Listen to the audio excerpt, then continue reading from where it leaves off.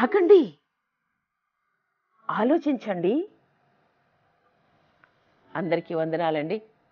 బాగున్నారు కదా? ఆలోచన బాగా చేస్తూ ఉన్నారా? ఆలోచన చేస్తేనే మన జీవితాలు ప్రకాశవంతంగా ఉంటాయి. ప్రకాశం అని ఎందుకు అంటున్నానంటే, వెలుగు కలగాలి కదా మనకి. వెలుగు లేకపోతే చీకటి. చీకటి ఆలోచన రాహిత్యంతో సమానం. అదనమాట. అందుకని మనం ఆలోచించాలి, మంచి చెడులను వివేచించాలి, మంచిని మాత్రమే ఎంచుకోవాలి. ఇన్నున్నాయి ఆలోచనలు. ప్రభు నామాలను మనం ధ్యానించుకుంటూ ఉన్నాము గత కొన్ని వారాలుగా. మరి ఆ నామంలోని శక్తి యావత్తును మీరు సొంతం చేసుకుంటున్నారు కదా. ఆ నామాన్ని ధ్యానించి ఆ నామంలోని శక్తిని గనక మనం తీసుకుంటే మనకి ఏ మేలు కొదువై ఉండదు నాన్న. మనము ఆనందంగా, హాయిగా, అన్నింటిలోనూ సమృద్ధిగా బ్రతకగలిగిన ఆ కృప ప్రభు మనకిచ్చారు. ఆయన నామాలలో అంత శక్తి ఉన్నది. దేవాది దేవుడు సమస్తమును చేయగలిగిన దేవుడు. మరి ఇప్పటి వరకు ఎన్నో నామాలను మనం చూసుకున్నాము. ఈరోజు తండ్రి అయిన దేవుని ప్రభువుగా, రాజుగా మనం ప్రకటించుకుంటున్నాము. ఆయన నామము ఈరోజు అంశం ఏంటంటే, ప్రభువులకు ప్రభువు, రాజులకు రాజు అయిన దేవుడు. హల్లెలూయా. మరి ఈ వివరాల్లోకి వెళ్లే ముందు ప్రార్థన చేసుకుందామా? పరిశుద్ధుడా, బంగారు తండ్రి, మహోన్నతుడా, మీకు వందనాలు నాన్న. అనేక విషయాలను మీరు మాకు నేర్పించండి నాన్న. వినే బిడ్డల హృదయాల్లో ప్రభువా, దేవుడు తమకు ఏ విధంగా అవసరమో, ఆ తండ్రి వలన ఎటువంటి మేళ్లను వాళ్ళు పొందబోతున్నారో అవన్నీ అర్థం చేసుకునే కృపనిమ్మని, మా అందరితో మీరు మాట్లాడి మేము నేర్చుకోవలసిన విషయాలన్నీ నేర్పించమని యేసయ్య పరిశుద్ధ నామములో ఆయన పాదములను పట్టుకొని అడిగి వేడుకుంటున్నాం మా తండ్రి. ఆమేన్, ఆమేన్. హల్లెలూయా. ప్రభువును రాజు అయిన దేవుడు. హెబ్రీలో ఈ నామం ఎల్ అడోనాయ్. ఎల్ అడోనాయ్ అంటే మన తెలుగులో ప్రభువులకు ప్రభువు, రాజులకు రాజు, లేక ప్రభువును రాజునైన దేవుడు. అంటే ప్రభువు అంటే అధికారం కలిగినవాడు, రాజు కూడా అంతే. ద లార్డ్, ఇంగ్లీష్లో the king and the lord. ఆయనే రాజు, ఆయనే ప్రభువు. ఈ మాట అనగానే మీలో చాలామందికి తోమా గారు గుర్తొస్తున్నారు కదా. తోమా ఏమన్నాడు? క్రీస్తు ప్రభువు పునరుత్థానుడై సమాధిని, మృత్యువును గెలిచి బయటికి వచ్చినప్పుడు ఆయన ఆ ఆదివారము శిష్యులను మేడగదిలో కలుసుకున్నారు. ఆ సమయంలో తోమా గారు లేరు. శిష్యులు ఆనందంగా తోమా కలిసినప్పుడు చెప్తారు, మేము దేవుని చూచాము, యేసయ్య పునరుద్ధానుడైనారు, మరణానికి ఆయన మీద అధికారము లేదు, ఆయన జీవించి ఉండగానే ఈ మాటలు మనతో పలికారని ఆయన లేచిన తర్వాతనే మేము చూసి నమ్మాము అని అన్నారు. అయితే తోమా అంటారు, నేనైతే నమ్మను. నేను ఆయన గాయాలలో వేళ్ళు పెట్టి డొక్కలో చెయ్యి పెడితే కానీ నేను నమ్మను అని అంటాడు. ప్రభువు మరుసటి ఆదివారం, ఖచ్చితంగా వారం తర్వాత తిన్నగా అదే మేడగదిలో అందరూ కూర్చొని ఉండగా తోమా గారి దగ్గరికే వెళ్ళి, తోమా, ఏది నాన్నా నీ వేళ్ళు చాపు, ఇదిగో నా గాయాల్లో పెట్టు. నీ చెయ్యి చాపు తండ్రి, నా డొక్కలో ఉన్నా. వాడు వీటితో పొడిచాడే, అతడు పొడిచింది అతను కాదు నాన్న, మీరందరూ ఇట్లాగా నన్ను పొడిచిన వాళ్ళే అని చెప్పి వీళ్ళు నమ్మలేదు కదా. ప్రభువుని నమ్మనితనం కూడా ఒక పొడిచెడుతో సమానమే తండ్రి. అప్పుడు తోమా ఆ మాటలకి ఆ ప్రభువుని చూచి మోగవాడైపోయాడు. అప్పుడు అతని కళ్ళు తెరుచుకున్నాయి. అతని హృదయము అప్పుడు ప్రభు యొక్క శక్తితో నింపబడి ఆయన పాదాల మీద పడిపోయాడు, సాష్టాంగ పడిపోయాడు. నా ప్రభువా, నా దేవా అన్నాడు. చూద్దామా ఆ వాక్యము? యోహాను సువార్తలోకి వెళదాం మనం. యోహాను సువార్త 20వ అధ్యాయము 27వ వచనము. ప్రభువు తోమాను చూచి, నీ వ్రేలు ఇటు చాచి నా చేతులు చూడము, నీ చెయ్యి చాచి నా ప్రక్కలో ఉంచి అవిశ్వాసివి కాక విశ్వాసివై ఉండుమనెను. అందుకు తోమ ఆయనతో, నా ప్రభువా, నా దేవా అని తన ప్రభువును ఆ రోజు తండ్రిగాను దైవంగాను సంపూర్ణంగా స్వీకరించి అక్కడ నుంచి ఆ శుభవర్తమానాన్ని తీసుకొని ప్రపంచ దేశాలన్నీ తిరిగాడు. తూర్పు ప్రాంతాలన్నీ, చైనాకు, ఆసియాలోని అనేక ప్రాంతాలకు వెళ్ళి తిరిగి మన భారతదేశానికి క్రీస్తు శకము 52లో ఇక్కడికి వచ్చారు నాన్న తోమ. ఇక్కడికి వచ్చి అనేక అద్భుత కార్యాలు ఆయన చేసినప్పుడు యేసయ్య నామంలో అనేక మంది ప్రభువును నమ్మారు. ఇక్కడ ప్రభు తోమాతో అంటారు, నా ప్రభువా, నా దేవా అని సాష్టాంగపడగానే తండ్రి అయిన యేసయ్య తోమాతో ఏమన్నారంటే, నీవు నన్ను చూచి నమ్మితివి తోమా, చూడక నమ్మిన వారు ధన్యులని అతనితో చెప్పాను. మనమందరము చూడకుండా నమ్ముతున్న ధన్యులము నాన్న, ప్రభు చెప్పిన మాట ప్రకారం. అప్పుడు అలాగే ఆయన భారతదేశానికి వచ్చినప్పుడు అనేక మంది నమ్ముతూ ఉంటే ఇక్కడ ఒక పిరికి సమాజం ఉండింది. వాళ్ళు సత్యదేవుని తెలుసుకోవడానికి సంతోషించక వాళ్ళు ఏదో అయిపోతోంది అని చెప్పి తోమా గారిని చంపడానికి ప్రయత్నం చేసి 2-3 ప్రయత్నాలు అదే పనిగా చేసి ఆయన్ని చంపేంత వరకు వాళ్ళు ఊరుకోలేదు. కానీ ప్రతి హతసాక్షి ప్రభు పాదాల దగ్గర సంతోషంగా ఉంటారు. వాళ్ళ ద్వారా, వాళ్ళ ప్రార్థనల ద్వారా అనేక ఆత్మలు రక్షింపబడతాయి. సరే, ఈరోజు మనము తండ్రి అయిన దేవుని ప్రభువుగాను రాజుగాను అంగీకరించడం లేక ప్రకటించడం మనం చూస్తూ ఉన్నాం.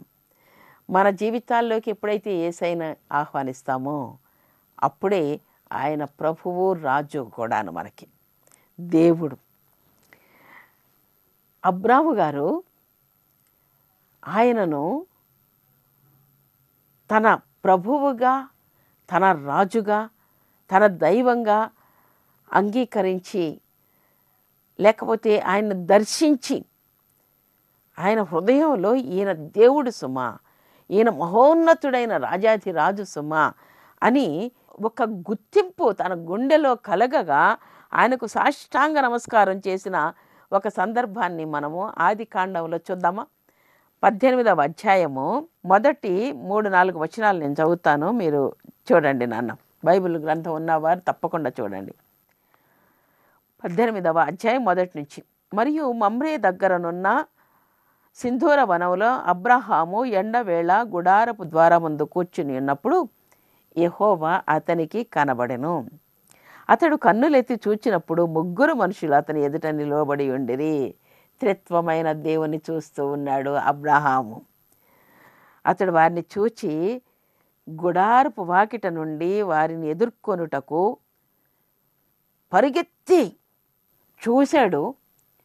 చూడగానే పరిగెత్తుకొని వెళ్ళాడు. తర్వాత ఏమైంది? నేల మట్టుకు వంగాడు. వాళ్ళ దగ్గరకు పరిగెత్తుకొని వెళ్ళి నేల మట్టుకు వంగి, ప్రభువా, తమరి కటాక్షము నా మీద ఉన్న ఎడల ఇప్పుడు నీ దాసుని దాటిపోవద్దు, నన్ను దాటిపోవద్దు నాన్న, నేను కొంచెము నీళ్లు తెప్పించేదను, దయచేసి కాళ్ళు కడుగుకొని చెట్టు క్రింద అలసట తీర్చుకొనుడి అని చెప్తాడు. హల్లెలూయా. ఇక్కడ మనము ఇందాక చెప్పుకున్నాం ఇంగ్లీష్లో, the king and the lord, he is our God. ఆయన ప్రభువు, ఆయన రాజు. అబ్రహాము సాష్టాంగ పడిపోయాడు. నేల మట్టుకు వంగడం అంటే సంపూర్ణంగా పడిపోవడం. ఆ తండ్రిని దర్శించాడు. ఆయన సంపూర్ణత్వంలో త్రిత్వమైన ఆ దేవాది దేవుణ్ణి కళ్ళారా ముగ్గురిని వేరువేరుగా కూడా చూడగలిగాడు. ముగ్గురిని ఒకటిగా కూడా చూడగలిగిన ఆ మహాభాగ్యము అబ్రహాముకు దేవాది దేవుడు ఇచ్చాడు. ఎందుకంటే ఆయన తనకు ఇష్టుడు కదా, స్నేహితుడు కదా. ఇక కీర్తన గ్రంథంలో దావీదు మహారాజు ఈ దర్శనాన్ని పొందుతున్నారు. రెండవ అధ్యాయంలోనే మనం చూస్తాము. 4వ వచనం చూద్దామా? ఆకాశమందు ఆసీనుడగువాడు నవ్వుచున్నాడు, ప్రభువు వారిని చూచి అపహసించుచున్నాడు. ఎందుకు నవ్వుతున్నాడు, ఎందుకు అపహసిస్తున్నాడు అనంటే, తండ్రి అయిన దేవుడు ఆకాశమందు ఆసీనుడై ఉండగా ఈ లోకంలో మనుషులట ఏం చేస్తున్నారు? 3వ వచనంలో, 2వ అధ్యాయంలో 3వ వచనంలో మనం చూస్తాము. భూరాజులు యెహోవాకును ఆయన అభిషిక్తునికి విరోధముగా నిలబడుచున్నారు. ఏలికలు ఏకీభవించి ఆలోచన చేయుచున్నారు. దావీదు మహారాజు క్రీస్తుకు పూర్వం 1000వ సంవత్సరంలో ఈ మాటలు రాస్తూ ఉన్నాడు. అప్పటికి ఆయనకు అభిషిక్తుడి గురించి తెలియదు, కానీ ప్రవచిస్తున్నారు. ఇక్కడ తన మనవడుగా పుడతాడు, ఆయన తన వంశంలో పుట్టబోతున్నాడు యేసుక్రీస్తు ప్రభు. ఆయన దేవాది దేవుని అభిషిక్తుడు అని ఇక్కడ చెప్తున్నాడు. భూలోక రాజులు తండ్రి అయిన దేవునికి, ఆయన కుమారుడైన ఆయన అభిషిక్తునికి వ్యతిరేకంగా చేస్తున్న కుట్రను గురించి ఇక్కడ దావీదు గారు చెప్తూ ఉన్నారు. ఆయన king of kings, lord of lords, he is the God of the universe అయినప్పటికీ రాజులు తమ ఏకైక రాజుని, అంటే తమని రాజుగా చేసిన మహోన్నతుడైన రాజుకి వ్యతిరేకంగా వీళ్ళందరూ ఏకీభవిస్తున్నారంట. అది చూడండి. 6వ వచనంలో ప్రభు అంటారు, నేను నా పరిశుద్ధ పర్వతమైన సీయోను మీద నా రాజును ఆసీనునిగా చేసి ఉన్నాను. అప్పటికి చేసి ఉన్నాను అని చెప్పేస్తున్నారు. ఈ మాట ఆయన ఎలా చెప్తున్నారు? ఆయన ఉగ్రుడై ప్రచండ కోపముతో వారిని తల్లడింప చేస్తూ. దేవాది దేవుని యొక్క సార్వభౌమత్వాన్ని ఛాలెంజ్ చేయడానికి ఎవరికి అధికారం లేదు నాన్న. ఆ దేవుని సృష్టిలోని మనం పిల్లల కుమ్మరి మట్టితో రకరకాలైన పాత్రలు చేస్తాడు. ఆ కుమ్మరి పాత్రలో దేవాది దేవుడు మనల్ని మట్టితో రకరకాలైన పాత్రలు చేస్తున్నారు. కొంతమందిని రాజులుగా చేయొచ్చు ఆయన ఇష్టంలో, కొంతమందిని పనివారిగా చేయొచ్చు. కానీ రాజు అయినంత మాత్రాన నేను రాజుని అని చెప్పి విర్రవేగితే ఆ ప్రభువే కదా నిన్ను తయారు చేసింది. నీకు ఆ స్థాయినిచ్చిన, ఆ స్థానాన్నిచ్చిన దేవుని మీద నువ్వు ఎదురు తిరిగితే ఏమైపోతావు? ఆలోచన చేయాలి. సృష్టికర్త యొక్క ఆధిపత్యాన్ని, అధికారాన్ని మనము వినయంతో స్వీకరించాలి. మనము సాష్టాంగపడి నమస్కరించాలి. అంతే, అంతకు మించి మనం ఇంకోటి చేయడానికి లేదు నాన్న. ఆయన చెప్పిన మాటల ప్రకారంగా జీవించాలి. ఆయన మనకు ఒక నిబంధననిచ్చారు, కొన్ని కట్టడలను, విధులను ఏర్పాటు చేశారు. ఆ ప్రకారంగా మనము ఈ లోకంలో చేయాలి. అంతే తప్ప మన ఇష్టానుసారంగా ఏదో ఒకటి చేసి ఆయన యొక్క అధికారాన్ని ప్రశ్నించే స్థాయి లేదు మనకి. అది ఇక్కడ ఉన్న రాజులు కానీ, పరిపాలకులు కానీ, భూమి మీద ఉన్న వాళ్ళందరూ ఆలోచన చేసుకోవాలి. ప్రభు ఇక్కడ అంటున్నారు, రాజులారా వివేకులయ్యుండండి అని 10వ వచనంలో. భూపతులారా బోధనొందుడి అంటే నేర్చుకొనండి అని, బోధన పొందండి, టేక్ సమ్ టీచింగ్ అని అన్నమాట. నేర్చుకొనండి, భయభక్తులు కలిగి యెహోవాను సేవించుడి, గడగడ వణుకుతూ సంతోషించుడి. అదేవి గడగడ వణుకుతూ సంతోషించడం ఏంటి నాన్న? వణికేది భయంతో కదా, వణికేది భయంతో వణుకుతూ సంతోషించడం ఏంటి? అదే మరి భయము ఎప్పుడైతే ఉంటుందో అప్పుడు నువ్వు సక్రమంగా నీ పని చేస్తావు. నువ్వు సక్రమంగా పని చేసినప్పుడు నీ జీతం నీకు దొరుకుతుంది, నీ సన్మానం నీకు దొరుకుతుంది. అప్పుడు నువ్వు సంతోషిస్తావు. ఇది ప్రతి వ్యక్తికి అన్వయించే మాట.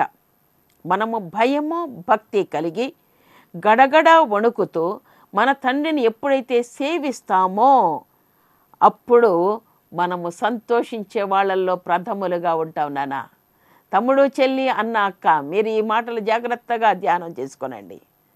తండ్రి అయిన దేవునికి మనం ఎప్పుడైతే విధేయులమై ఉంటామో అప్పుడు మాత్రమే సంతోషం మనకి సొంతం అవుతుంది.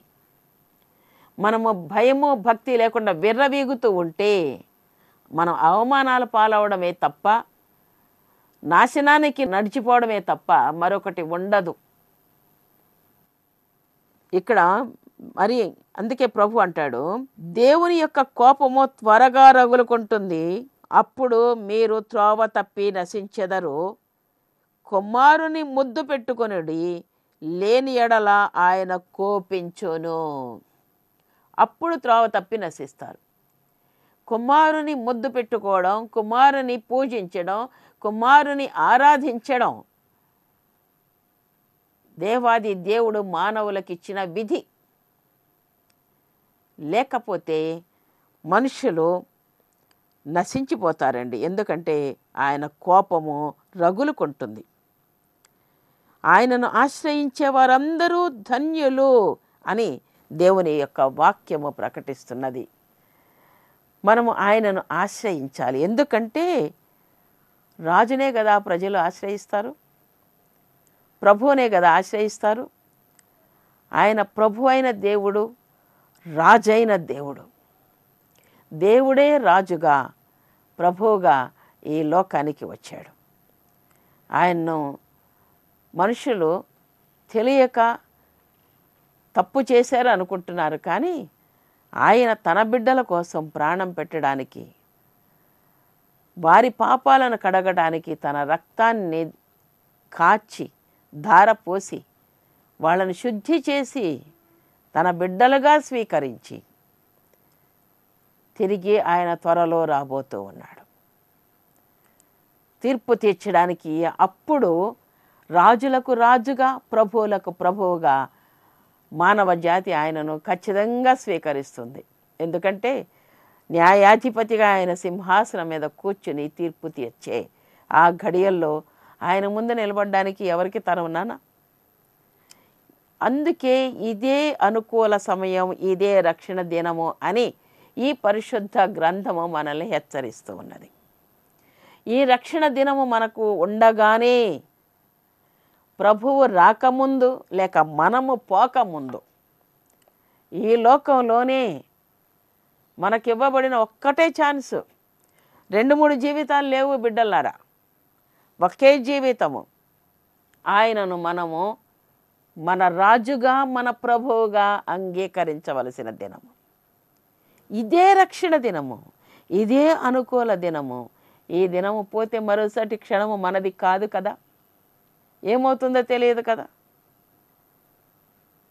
ఆయన సర్వశక్తిమంతుడైన దేవుడు. తర్వాత మరొక కీర్తనలో మనం చూస్తాము, గుమ్మములారా మీ తలలు పైకెత్తుకొనుడి. 24వ కీర్తనలో గుమ్మములు అని అంటే అప్పటికి రాజులుగా ఉన్నవాళ్ళు, వాళ్ళందరూ తలలు పైకెత్తుకోవాలి. తలలు పైకెత్తుకుని అంటే ఆ ప్రభు ప్రవేశించడానికి వీలుగా తమను తాము తప్పించుకోవాలన్నమాట. ఆయనకు ఒక మార్గం తయారు చేయాలి వాళ్ళు. మహిమ గల రాజు ప్రవేశించినట్లు పురాతనమైన తలుపులారా మిమ్మును లేవనెత్తుకొనుడి. ఆ మహిమగల రాజు రాబోతూ ఉన్నాడు. భూమియో దాని సంపూర్ణతయో, లోకమును దాని నివాసులను ఆయనవే.